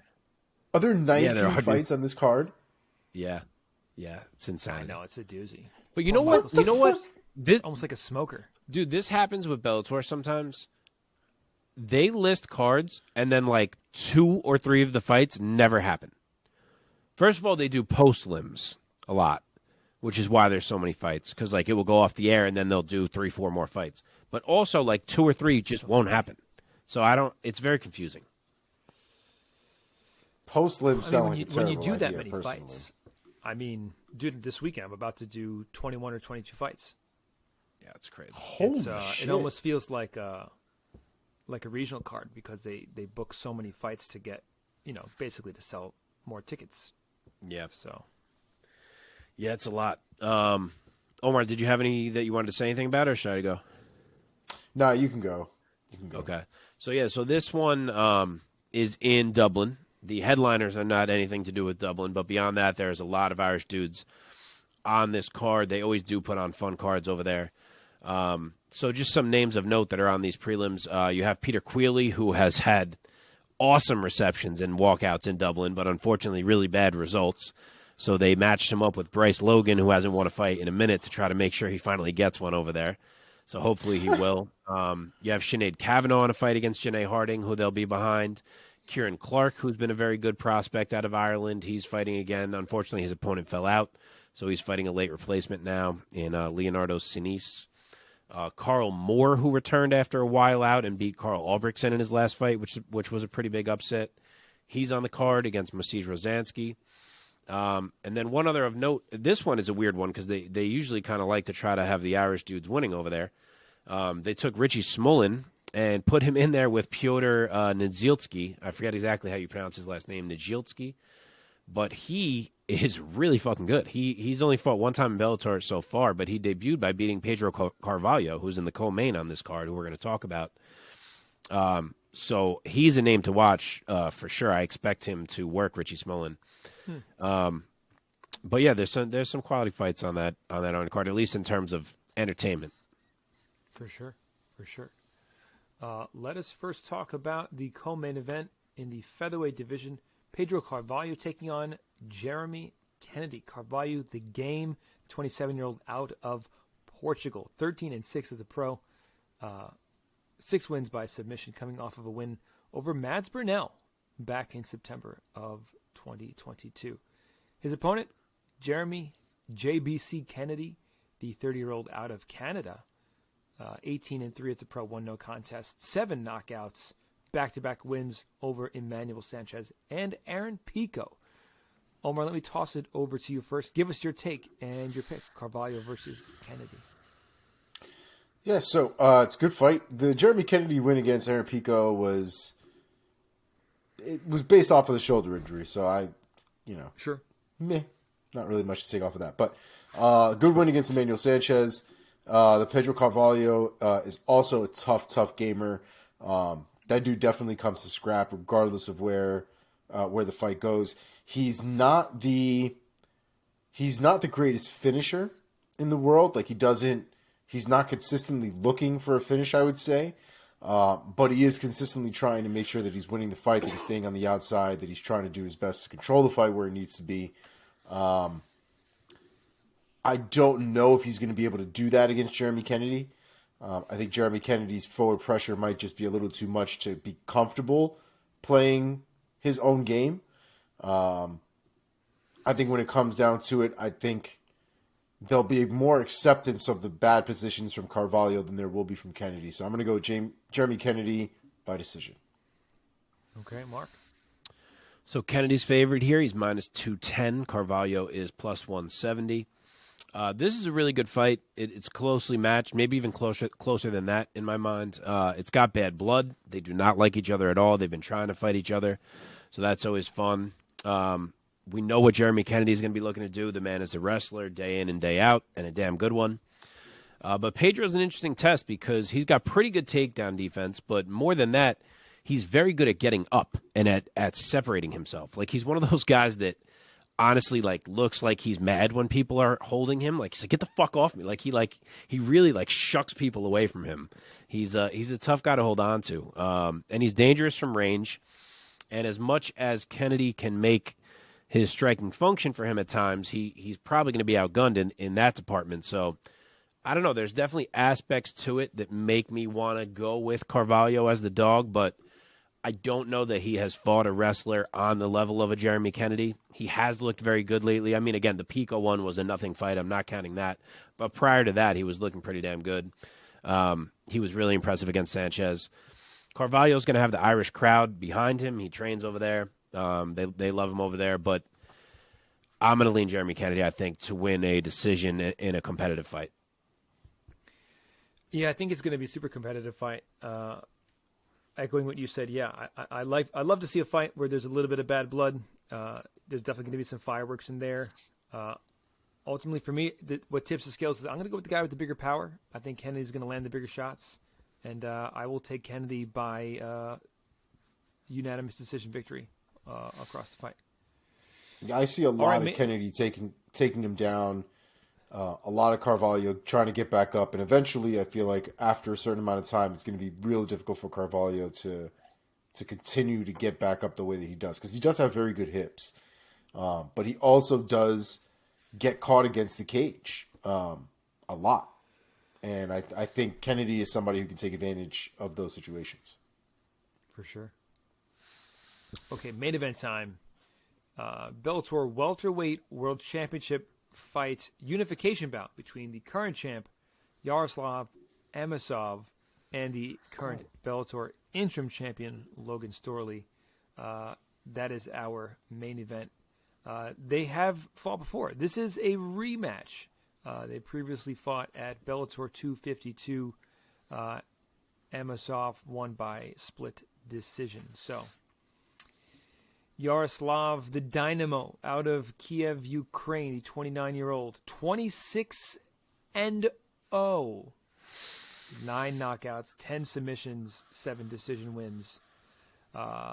He is also, what is it? I believe 6-0. No, wait. 7-0 in Bellator, coming off of a win against Douglas Lima. Logan Storley, the Storm, 30-year-old out of Webster, South Dakota, 14-1 as a pro, 8 knockouts, 6 decision victories, riding a 3-fight win streak after his first career loss against Yaroslav Amosov. But since then, he's notched 3 more wins, most recently defeating Michael Venom Page by split decision back in May. Mark, take this one first. What's your take and your pick? All right, I love this fight. I love to see Amosov back. Obviously, he has been missing for a bit as he went and fought for his country. I'm sure a lot of you have seen the video of him unearthing his title from his mom's bombed home and dusting it off and making sure that it was okay. Not sure if that was staged or not, but a cool video either way. And obviously, props to him for going and fighting for his country. But I'm happy to see him back and to give us the chance of seeing these titles unified. And it is a super high-level fight. If you take out the one time these guys have fought each other from their record, they combined have fought 39 fights and never lost a fight. So they are some quality fighters. The only loss on anyone's record is the loss on Storley's, which was a split decision loss to Yaroslav Amosov. So it's a good one here. Did I say the odds? Amosov is minus 170. Storley is plus 140. So they are pretty close as well. Amosov's a bit bigger. He's got a 2-inch height advantage and a 3-inch reach advantage. The first fight, if I remember right, I did think Amosov won. I remember specifically though, that Storley won round 3. I think the debate may have been round 2, but I thought Amosov got it. But my point I'm making about round 3 is that Storley is a dude who will go for days. Sometimes he looks tired, but he just pushes. Like it's visually, but it's not actually. Or at least it doesn't affect his performance. Amosov sometimes will look like he starts to slow a little bit later in fights. Obviously, he's never lost a fight, so it hasn't been a huge problem. But I do think Storley having 5 rounds to work with makes this really interesting because I could see a world where 4 and 5 go his way, and if he got one of the first ones, he could get the cards, that type of thing, because he does not stop. The Amosov is definitely the much better all-around fighter. He's a better striker. Storley can strike because he has the threat of the wrestling, so he makes it work for him. He's willing to kind of throw some big shots, so he'll clip guys from time to time, but Amosov is the one with the technique on his side. He's the more dangerous, more varied striker. And then the grappling is going to be where this gets real interesting because obviously Storley is a great wrestler. He's a dogged wrestler. But Amosov can wrestle himself. He can scramble. He's got great get-ups. He's got a sub-game that you got to watch out for. So it's a really interesting style clash. Storley's going to be relentless in there. I'm sure he's going to get him down at times. I think it just becomes a question of how often and how much he is able to work down there without Amosov getting up or defending with, sub-attempts and things like that to create separation. But I keep coming back to the fact that I don't feel like we have seen Logan Storley get a win against a true high-level, well-rounded fighter. Like, on this whole come-up of his, he's fought a lot of guys with flaws. Like MVP, of course, he was able to hold him down, wrestle him. Neiman Gracie, he was able to kind of lean on the striking because Gracie didn't quite have that. Not like Storley has that in spades, but he was the more aggressive fighter. He could lean that way. Before that, it's a lot of lesser dudes. Even before that, it was Joaquin Buckley, who again he was able to wrestle. So I don't feel like he has beaten a high level, well rounded fighter. And until I see him do that, I don't feel like I can pick him to beat a Yaroslav Amosov. So as much as I could see this being close, I will go Amosov to win a UD. Omar, it's your turn. I agree with a lot of what Mark said. I think the one thing that I'll add is Amosov, I think, is one of those guys that is much sharper when it comes to the striking and the technique, even the ground game as well. Storley, though, is a workhorse. And so there's a lot of opportunity for him to potentially steal rounds. Like Mark said, even take the last 2 rounds and make the first 3 rounds even more important potentially for the overall results of the fight.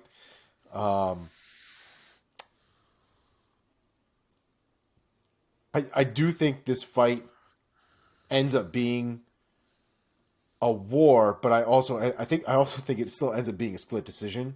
I don't think a lot changes from, like, for example, how we were talking about people kind of adjusting to having fought somebody the first time, and I don't think this happens in this fight. I think this kind of still ends up being a back and forth war with Storley trying to outwork and try to bulldoze Amosov, and Amosov having to be more precise, quicker, taking advantage of those technical abilities that he has to kind of counter the forward pressure and sort of the grittiness that Storley ends up bringing. So I'm going to go with Amosov here. I do think the technical side of things should play out in his favor over at least 3 rounds. So I'm going to go with Amosov by split decision. I like the split call. Well, we are unanimous on this one. I'm also going to go with Amosov. I think it's just the responsible pick here. I mean, the guy's fucking 26-0. Jesus. And I think he has a more complete skill set. I think Storley's going to he's going to try to make it a scrap, which is why I'm going to take Amosov by unanimous decision. Amosov's got a lot of skills, man. He's fucking good. Yeah, he is. He absolutely is. Okay, let us hop over now to the UFC side of things. This Saturday night, UFC Fight Night, Krylov versus Spann, going down at the UFC Apex in Las Vegas, Nevada. Before we get to, I believe we're going to talk about 4 or 5 fights on the main card. 4, we said. Yeah, 4. Any other fights or fighters that you guys want to spotlight? You can take it first. Yeah, I'll just go with a couple real quick. Jordan Leavitt is in this fight. Recently was a victim of the Patty Pimblett teabagging incident. However, Jordan Leavitt is still a decent fighter. He's actually really good. He's got really good skills. Very high level on the ground. Has a lot of dexterity in his legs, so you get to see him do a lot of fun kicks and things like that. So definitely a fun fight to watch. And then there's also Rafael Alves on this card as well. He's fighting Narulo Aliev. Rafael Alves is a scrap no matter who he fights against, so I definitely want to watch for that. Yeah, I'll add to that one briefly. This dude, Narulo Aliev, is supposed to be a beast of a wrestler. He looked good on the Contender Series. So that could be a really interesting fight, because I agree, Alves is a beast. He's a dangerous striker. He's got a great guillotine, which could be in play on any takedown attempts. So that's an interesting fight. I also really like the Ode Osborne and Charles Johnson fight. Ode's a fast, dangerous dude, but I like Charles Johnson. He's impressed me. Obviously, he lost his debut. He had a tough matchup to Muhammad Makayev, but he's looked good since. He's a dangerous kickboxer. I could see him getting a finish here, but it probably ends in a finish either way if I had to guess. And then one more that I'll mention is the opener of the main card that we're not going to do in depth. But that's another one where if you're looking for a knockout, I would turn that one on. Johan Lines against Mike Malott. Those boys both hit hard as shit. It probably is going to end with Lines in round 1 or Malott in round 2 or beyond. But that'll probably be some big bombs landing there. Yeah, man. All right, let's get to it. Opening things up in the women's flyweight division, Tatiana Suarez. First fight since 2019. Taking on Montana De La Rosa. Tatiana Suarez, a 32-year-old out of Covina, California. 8-0 as a pro. 2 knockouts, 3 subs. Coming off of a win, like I said, back in June of 2019 over Nina Nunez. Her opponent this Saturday night, and Suarez is 5-0 in the UFC. Montana De La Rosa, the 28-year-old out of Helena, Montana, 12-7 as a pro, 1 draw, 8 wins coming by way of submission.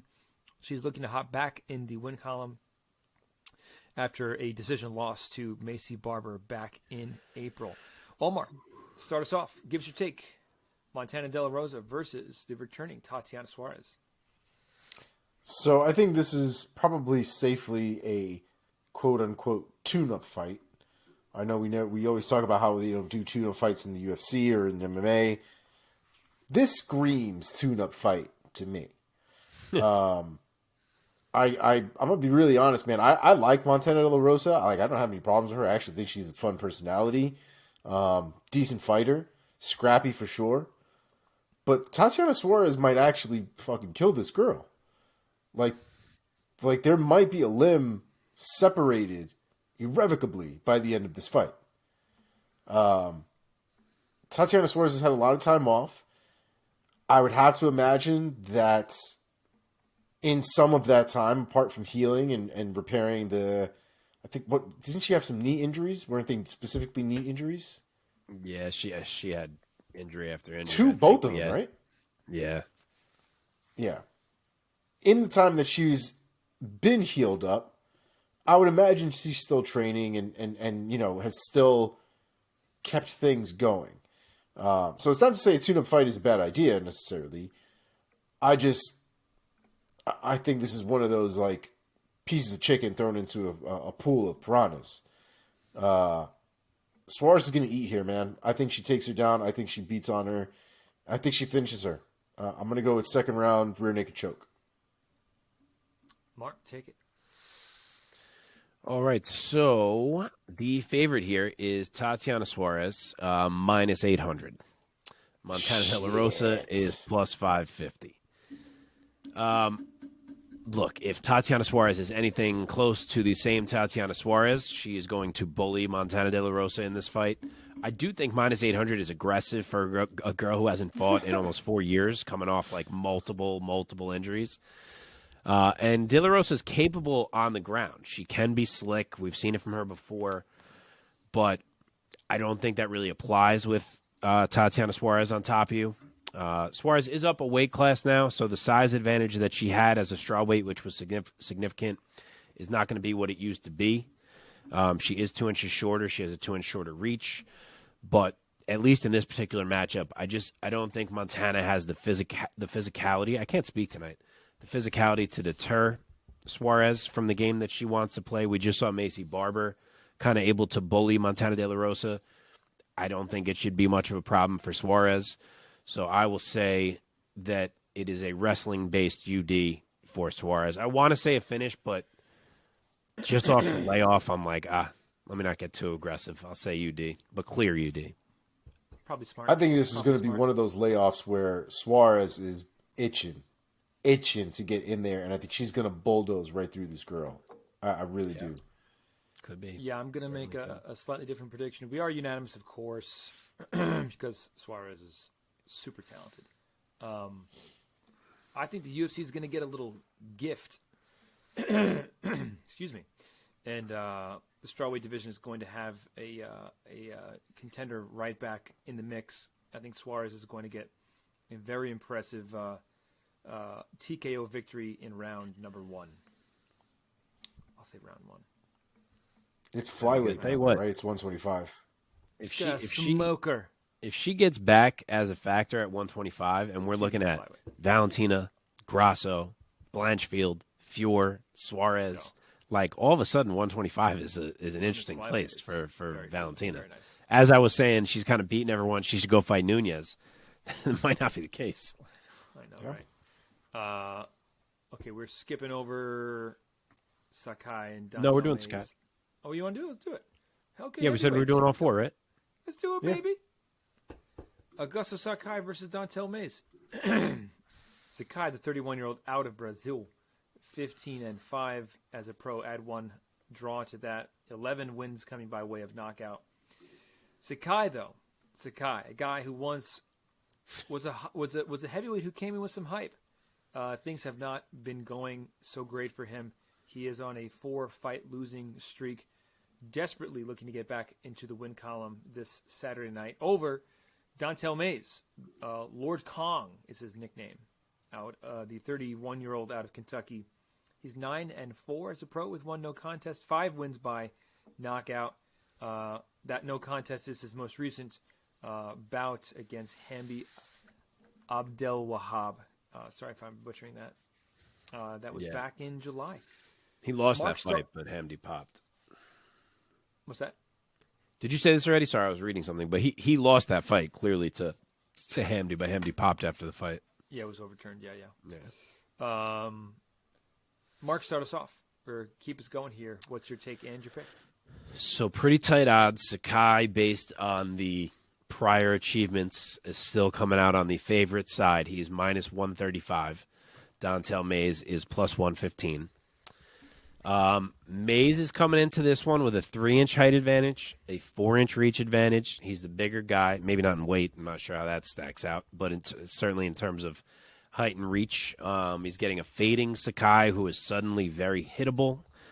A Sakai who's not even landing with power anymore, it seems, the way that he used to.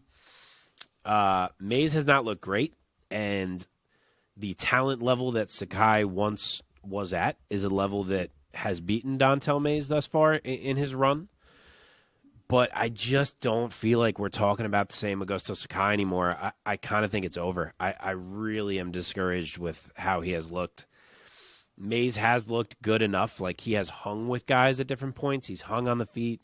He's shown he can get up off the ground. He does carry power. And I'm out on Sakai. Maybe he resurrects himself here, but I'm going to go with Dontel Mays round 1 knockout. Okay. Omar. Yeah.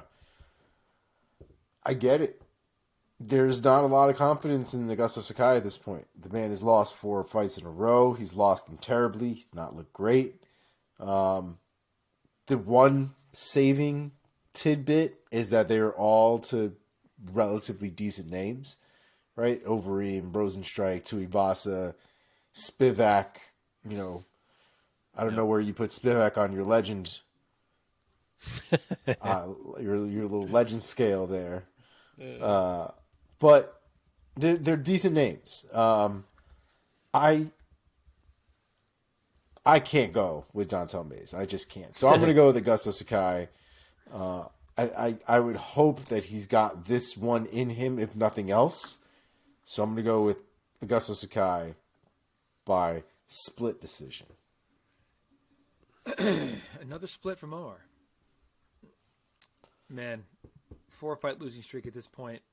I have lost all confidence in him. I was once pretty high on Sakai, man. I was like, ooh, new blood, heavyweight division. 4-fight losing streak, four times getting knocked out in a row or TKO'd. Overeem, Rosenstrike, Tuivasa, and now Spivak. It's tough. I can't pick him with any kind of confidence. So I'm not exactly on the Dontel Mays train here, but Neither am I. I'll take Mays by TKO round 2. Yeah, I'll tell you what. Picking Dontel Mays in a fight preview was not on my bingo card for things I would be doing in the year 2023. Yeah, not going to be doing that at all. I'd rather just go with Sakai and go down if we go down. Okay, let's hop into a super good fight. Here we go. In the middleweight division, Andre Muniz taking on Brendan Allen. Here we go. Muniz, the 33-year-old out of Brazil. His record stands at 23-4. He's undefeated so far in the UFC, 5-0 after going 2-0 on the Contender Series. Most recently getting a unanimous decision victory over Uriah Hall. And across from him is going to be Brendan All-In Allen, the 27-year-old out of Milwaukee, Wisconsin. 20-5 as a pro. 11 wins coming by way of submission. Add 5 knockouts to that. He is riding a 3-fight win streak coming into this Saturday night. Most recently, a rear naked choke against Krzysztof Jotko. Omar, start us off. Give us your pick and your overall assessment of this big middleweight fight between Muniz and Allen. This is such a great fight, man. Great fight. Brendan Allen's a beast. And in the same respect, so is Andre Muniz. I mean, this is one of those times where you have to commend the UFC for putting the right guys together for the right fights, because this is the right fight. Both of them have very decent resumes. Muniz has a couple of names on here that, in Jacare and Uriah Hall, that I think are very big quality wins. No shade to Eric Anders, but this is how this falls. And Brendan Allen also, to the same respect, has a couple of names on his list as well. Tom Breeze, I hold to a pretty good regard. Kevin Holland is also on his hit list. We just talked about Christoph Jocko as well. Punahele Soriano. He's got a lot of good names on this list, and he's fought a lot in the UFC. Has been relatively consistent. Cannot get past the crazy kids from the Sean Strickland camp, but that is what it is for right now. I think both of them present very interesting problems between one another, but I do think Andre Muniz has more tools than Brendan Allen does, and I mean maybe a tool more. I think he'll be able to turn those corners a little bit faster. I think he'll be able to make those connections in those very small windows of time a lot faster than Brendan Allen will, and I think he'll capitalize on things more than Brendan Allen will be able to. So I'm going to go with Andre Muniz. I do think this fight gets a little crazy, and eventually Muniz does catch him. So I'm going to go with round 3, rear naked choke. Okay, Mark. Okay, I too love this fight. Andre Muniz is a decent favorite. He's minus 225. Brendan Allen is plus 185. 3-inch reach advantage for Muniz. Is it Muniz or Muniz? I feel like he hasn't fought in so long. I already forgot what it is. I thought it was Muniz. All right, I'm going with that. So, yeah, 3-inch reach advantage for him. They're the same height. I love Brendan Allen. You guys know that. Always have. Always thought that he was a guy who deserved more credit than he has gotten. He's been getting it lately. Obviously, he's in a big fight here. I love him often because of how well-rounded his game is. So, like, when he is fighting the striker, he's good enough there, and then he can work in the wrestling and work in the grappling and catch guys. When he's fighting the wrestler, his defensive wrestling is good enough that he can counter that game and kind of land some strikes and maybe present some tricky grappling if he needs to. Fighting the elite grappler, I don't know that he matches up as well as those other two types, because his striking is not anything amazing that he can fully lean on that. And I think even playing on the ground with Muniz is just really risky. So it's like the one type of matchup where I don't know that I can go with him here. Of course, he could try to play this smart and just make it a striking match and stuff any takedowns Muniz tries. Muniz is not any incredible takedown artist. So stuff them, edge it out, keep the distance, keep striking. Like, I'm sure that is in the cards. And Muniz can strike well enough, but Allen could potentially outstrike him. I just don't know if he can do that. Like, we've talked about this before. There are guys who are so wired to fight in a well-rounded way that they struggle to be like, I'm not going to engage at all, and I'm just going to try to play like an outside striking game. And I kind of feel like Brendan Allen is one of those guys that it's going to be hard for him to fight that way for 15 whole minutes. What is giving me pause a bit, so based off that, I want to say Muniz. What gives me pause a bit is that Uriah Hall did okay against Muniz. Like, he got on top. Maybe Muniz was a bit off in that fight. I do think he looked kind of less than his normal self. But if Hall can do that, Allen could do that in a more dangerous fashion than Hall can. So thinking about that, I want to go Hall, but I don't know. I feel like there's going to be some type of exchange that he ends up in that he shouldn't end up in, and he's going to get caught. So I'm going to say round 2 submission win for Andre Muniz. Wow. And Omar, what was your result that you said? I think he said round 3 for Muniz. Yeah, I said rear naked choke. I was trying to remember the round, but I'll take round 3. Yeah, Muniz is so good. But man, I think this is going to be a close fight, man. Brendan Allen is no joke either. I will play devil's advocate here, and I will say that Brendan Allen is going to win a unanimous decision across 3 rounds. I think he's going to get a 29-28 over Andre Muniz. Like it. Tough one, though. He's good, man. He's got good kicks. He goes to the body well. Like, if he could limit the grappling, he could absolutely do this. Yeah, we'll see. Watch him just go out and freaking body Muniz on the ground or something. That'd be wild. That'd be cool. Okay, main event time. Nikita Krylov taking on Ryan Spann. Krylov, the minor, the 30-year-old, also the minor meaning one who works in a mine, not a teenager. The 30-year-old out of Ukraine, 29-9 as a pro, 12 knockouts, 15 submission victories on his record. Only 2 of his 29 wins have gone the distance. Despite a seemingly dominant record, he's had his ups and downs in the UFC in his 8 fights. He is 4-4 so far in the UFC, but he is riding a 2-fight win streak over Alexander Gustafsson and Volkan Ozdemir. So a couple of big names that he's notched on his belt now. Krylov's 10-7 in the UFC. I think you missed some fights there, pal. Oh, really? Yeah. He had a run in between he was out of the UFC stint? and then came back. Oh, he left at one point. Maybe you're looking at second stint. That's what it is. Man, I usually try to look for that, but He went and fought in Russia for a little bit. Yeah. I must have missed this. I just know because I have my rankings up and I see that he's 10-7. Okay. Well, he's 4-4 in this stint. Fair. In his current stint, which is also saying something.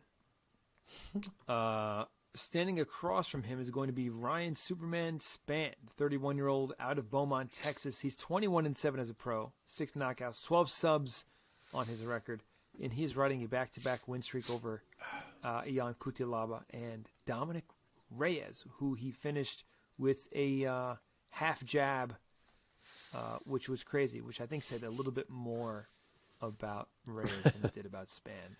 I hate to say it because I like Reyes a lot. Anyway, Ryan Spann taking on Krylov. Mark, start us off.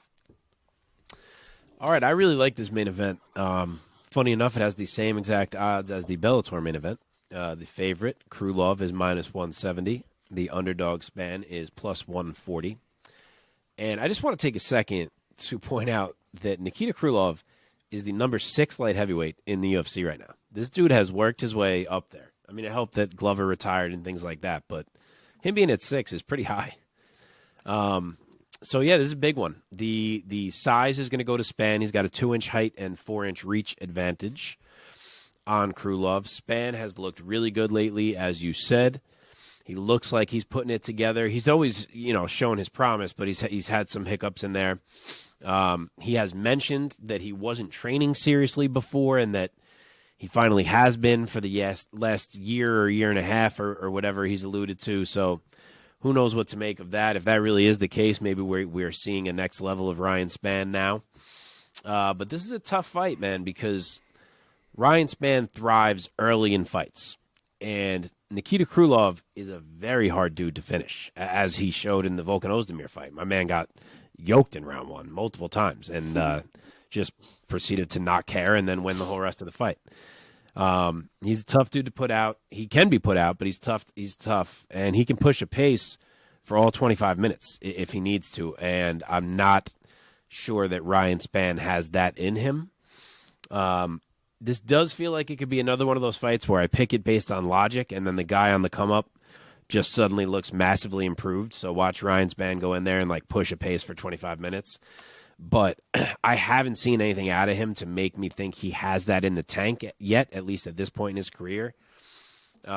He feels very much to me like a first 5 to 10 minutes kind of fighter. And I just don't think he's getting Krylov out of there. Krylov looks really good lately. He just worked Volkan Ozdemir, and say about Ozdemir what you will, but I kind of think we're in the middle of the best Nikita Krylov we've seen it in his multiple UFC runs. I'm not saying he's a title contender necessarily or anything like that, but I think we've kind of hit a Krylov who you're picking over guys who are not top 5 guys. If he comes out wild, which he absolutely can do and has done, you can throw up your hands because it's just going to be a coin flip, because if he comes out wild and stupid and Ryan Spann lands a clean one, then the fight's going to be over. But if he is smart enough to know the cardio is heavily in his corner and he's in a 5-round fight here and he comes out measured, I think this should be his fight. I think it's a fight that he takes over as it goes on. I think he can win it multiple ways. I think he could hurt Spann. I think he could out-grapple him, sub, ground and pound. I think a lot of things open up as the cardio becomes a bit more of a factor. I will go with Nikita Krylov man, I really could see either way. I will say sub as he is trying to get a stoppage on the ground, and that it's not coming and he just like wraps up a neck instead and Spann gives up. Wow. Okay, Omar. All valid takes. On paper, I think Nikita Krylov is supposed to win this fight. I think he's got more tools. I think he's better. I think he's more well-rounded. But I like Ryan Spann. I've been on the Ryan Spann train for quite some time, for better or worse. He's had some real interesting performances where he doesn't look the best, and then, he wins. And I think we're probably going to have something very similar to that here. He's another one that can be very opportunistic in his wins, especially in his submissions. But I think he catches Krylov here. I think they are striking. I think it goes pretty evenly in the first round. But I think Ryan Spann finds his chin with a nice little right cross. And I think it's the beginning of the end. So I'm going to go with Ryan Spann KO round 1. Interesting fight to try to pick up. I liked a lot of points that both of you guys made. Hard to ignore Ryan Spann's power for the weight class. He's a big 205er at 6'5". He's certainly a finisher. I mean, every one of his last 5 fights ended in the first round. He didn't win all of them, but yeah, he lately especially has been a first round fighter. It's like the bell rings, round 1. It's like you watch, because something's gonna happen. I do like his power. I almost want to pick Ryan Spann, but I think that Krylov is just too well rounded, man. I think his record speaks to that, and I think he's going to weather the storm in round 1. And I think we're going to see a Krylov TKO in the middle of the fight. I'll say round 3. Like it. So there you have it. I'm looking now if there's a way for me to bet Krylov by finish at any point and also bet Ryan Spann round 1 knockout and like not lose, you know what I mean? Like what the odds are, because I truly think it's one or the other of those two scenarios. I'm curious, but I'm not up to it yet, so you can feel. Oh, actually, no. Here I am on it. So here, let's see. Round 1 for Spann knockout is plus 750. And Krylov by any type of finish is it's minus odds, minus 135. I mean, it could still not really worth it. Oh well, so much for my brilliance. All right, what do you say we end with a little bit of trivia? Let's I got one too. Oh baby! Oh I'll go first. yeah. I shall go first. Okay. Here is my trivia. Pull it up here. Okay. John Jones making his return to heavyweight and vying for a vacant title against Cyril Gane will notch another record with what will be his 16th UFC title bout. At the moment, however, he is tied for first with 15 title bouts, tied with 2 other gentlemen. Which 2 names on the list that I'm about to read are currently tied with John Bones Jones with 15 UFC title bouts? Not wins, just total title bouts in the UFC. So 2 out of these names are tied with John Jones. Demetrius Johnson George St. Pierre, Jose Aldo, Anderson Silva, and Randy Couture. 2 of these 5 names I got my answer. I don't know if it's right. 15, but have I been know what featured I'm in saying. 15 UFC title bouts. I'm saying, well, I guess I'll let Omar go since I already know my answer. All 5 of them are pretty high. They're all way up there. Say them one more time. Demetrius Johnson, George St. Pierre, Jose Aldo, Anderson Silva, and Randy Couture.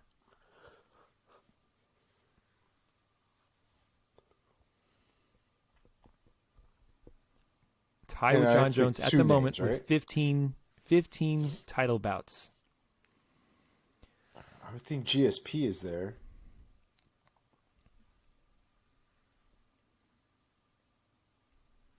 And are we going UFC only or UFC only.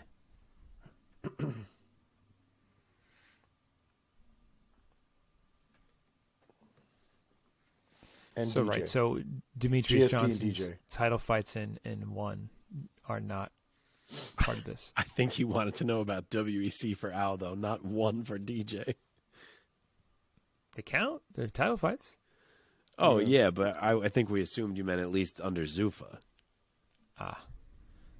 But yeah, I'm gonna go with DJ, and GSP.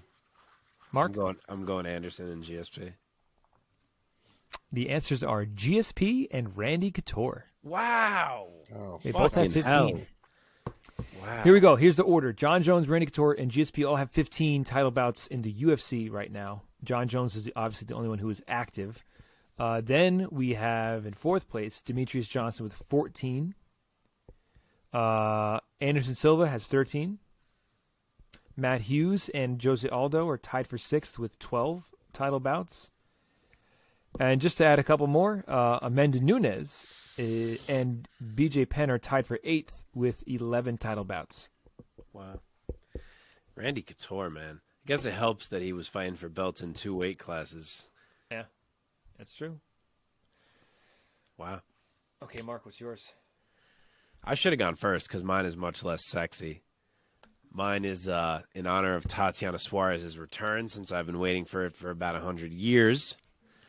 Who did Tatiana Suarez beat to become the champion of, I actually forgot what number season, of Ultimate Fighter season 23? Was it A, Kate Jackson, B, Alexa Grasso, C, JJ Aldrich, or D, Amanda Cooper? Or E, Sergey Pavlovich?